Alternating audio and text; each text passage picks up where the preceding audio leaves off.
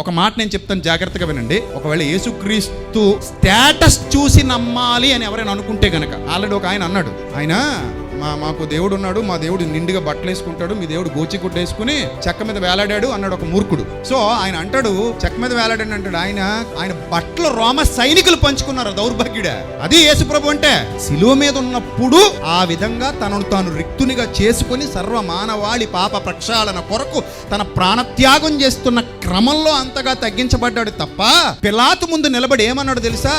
ఏంటయ్యా నీ స్టేటస్, నిన్ను రాజు రాజు రాజు రాజు అంటున్నారు, నువ్వు నిజంగా రాజువేనా అని అడిగితే ఆయన అంటాడు, ఎస్, నీవన్నట్టు నేను రాజునే, నా రాజ్యం ఈ లోక సంబంధమైంది కాదు, నేను వేడుకొనలేకపోతున్నాను. ఒక్కసారి గాని నేను వేడుకుంటే 12 సేనా వ్యూహాల కంటే ఎక్కువ సైన్యాలు నా తండ్రి పంపిస్తే రోమా సామ్రాజ్యం కోకటి వేళ్లతో సహా పెకిలించబడుతుంది.